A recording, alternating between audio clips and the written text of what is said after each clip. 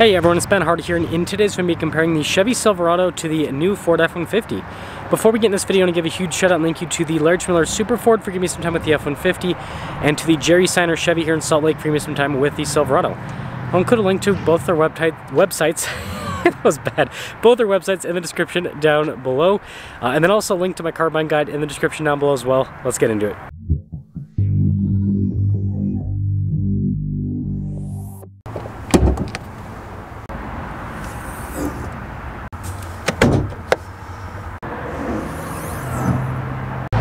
Under the hood of the Silverado is a turbocharged 2.7 liter 4-cylinder that goes through an 8-speed automatic transmission. Fuel economy is 17 around town and then 19 on the highway, with power outputs being 310 horsepower and then 430 pound-feet of torque. Now, powering the F-150 is a turbocharged 2.7 liter V6 that goes through a 10-speed automatic transmission. Fuel economy is 18 around town and then 23 on the highway, with power outputs being 325 horsepower and then 400 pound-feet of torque. Now, before we move forward with this comparison, I do want to mention, if you're going to see more videos just like this, then I recommend you subscribe because I post content every single day.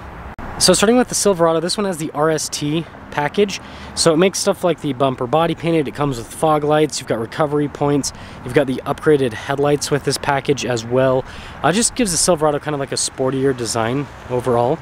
And then this F-150 has the STX with the black appearance package, so it actually blacks out that whole center portion there with the lights and the grille and the logo and all of that. I still have tow hooks and fog lights just like the Silverado. So both of these are kind of like sporty exterior style packages on the trucks. 265, 65, 18 is the tire and wheel setup here in the front and in the rear with the Silverado. Silver on the wheels with this RST, but then funny enough the badge is blacked out. And then taking a few steps back, it's got a pretty solid stance from the factory front to rear.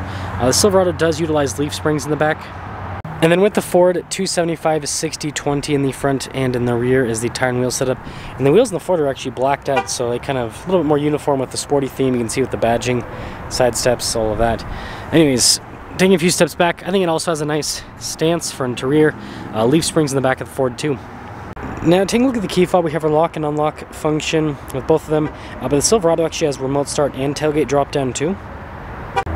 Now, taking a look at the bed here of the F-150, you can see we've got an outlet here in the bed, plenty of space. It's definitely a spacious area, but not too much happening. With the tailgate, easy to lift up. Popping over to the Silverado, this has protection from the factory. You got LED lights. You have an outlet as well. I don't think this is auto raise up. Yeah, no. So you have to lift up yourself a little bit lighter actually, the tailgate. And then finish things up with the Ford. Notice everything's kind of like body painted there on the back end, including the bumper. And then you got the new style of taillights, which look pretty cool. You got the taillights in the Silverado, very interesting. Body painted bumper, all of that. But anyways, let me know if you like the looks of the Silverado more or the F-150. Legroom here in the back is solid. We've got a little storage pocket here, some cup holders. You can see the vents and outlets and all of that down below. And it's pretty cool with the design on the seats in the F-150. And you got like soft touch there on the door panel and all that. Here's a closer look on this side. And then headroom, it's good. Pretty similar space here on the Silverado. Got a little outlet down below. These seats, pretty similar in terms of the material use and everything. They just don't look as cool as the F-150s. But I will say the door panels, definitely more premium looking with this. And then headroom, it's pretty similar. Well, with the F-150, we still have to stick the key fob in, which is interesting. Payload on the F-150 is 1,578 pounds. 1,578. Nice trim here on the front, by the way. Pretty cool sound. Blind spot running with the mirrors. And then with the steering wheel, practical controls on it. Got a big digital gauge cluster. Different drive modes here with the F-150 too. And then if the truck will go into, there we go. Sometimes the column shifters in the Ford are kind of annoying. We got a regular backup camera and reverse parking sensors too. Big infotainment system as standard. Single zone climate. We've got our drive line select, so 2-speed transfer case, rear locking differential, and then more storage in this area here. Got this big center console with the workbench surface. Got storage there, lockable glove box down below. And then the seats up front have that same cool design as the seats in the back. And Silverado. So payload on this is 1,909 pounds. And then again, the door panel in the Silverado looks a bit more premium, that's for sure. Now, a lot of the stuff's here on the side. So just a advanced four-wheel drive system, not 2-speed transfer case. Still have drive modes though, so got like your sport mode and off-road mode, terrain mode, all of that. Digital gauge cluster, as you can see. And then we got this nice steering wheel here, radio controls on the back. Heated steering wheel too. And with the camera system in this truck, just a backup camera like the Ford. A bigger infotainment system. So a lot of similar stuff, except got tailgate drop down down below. You can roll down all the windows at once. This actually has dual zone climate and heated seats, so a little bit of a nicer feature there. Instead of a center console, this one has a bench seat. So a little bit more old school with that. And then both of the glove boxes have covers. The bottom one's lockable, the top one is not. And then the dash has nice trim across it, so again, a more premium feel in the Silverado. Now here's a quick look at our window sticker for the Silverado. 54,700 is the base MSRP. Total MSRP is 56,619. And then with the Ford, base price is 52,000, total MSRP is 56, but then total MSRP after quote-unquote discount, 54,595. So let's take out both of these trucks and see how they compare. Let us set off in the Silverado first, and then we'll drive the Ford second. And I will say, hi-ho, sliver away. If you guys watch certain shows that are really cool, you understand the reference. If you don't, you either didn't have a childhood or you haven't given your children a childhood. We'll just leave it at that. That is a tight fit. That is a tight fit. But anyways, it'll be interesting to see the Turbo Max. This, you know, they're both 2.7 liters in displacement, but yeah, the Turbo Max 4-cylinder versus the EcoBoost V6. It's interesting that, yeah, two automakers decided the same displacement, but one decided 4 cylinders and the other one decided 6 cylinders. And the power outputs are super similar too. 310 here, 325 there, 430 here, 400 there. So it'll be an interesting comparison. So first off, I will say the cloth seats in the Chevys are a little bit on the harder side of things. It's not incredibly uncomfortable, they are a little bit harder. And then actually getting up and moving, yeah, good torque out of the engine. Good torque out of the engine.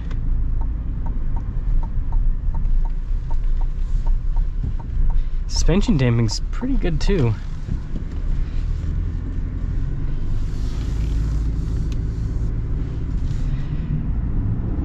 Yeah, like going over those bumps and all that, I don't know, I think it did a pretty solid job. Get one more acceleration and we'll pop over into the Ford. Did I? Weird, it did like a weird beeping sound. Ah, we got the Tundra. That'll be an interesting comparison to do in the future. Tundra versus the new Ford F-150. But yeah, I should be able to get an acceleration after this truck here.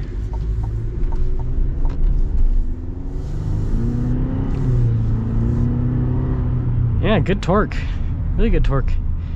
So I think the Silverado drives well. It has a big feel. It feels pretty substantial overall. So yeah, let's go pop into the Ford and see how that feels.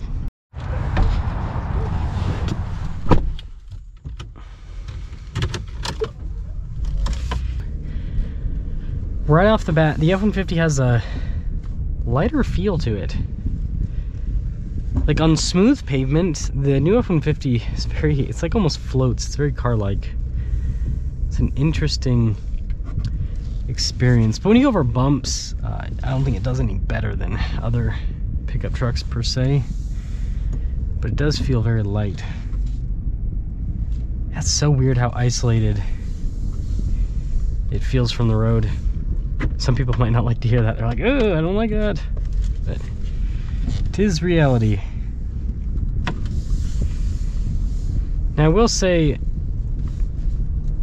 this doesn't necessarily feel any punchier, but I don't feel like I'm getting into it as much. Like the Chevy, I feel like I was getting into the throttle a little bit more.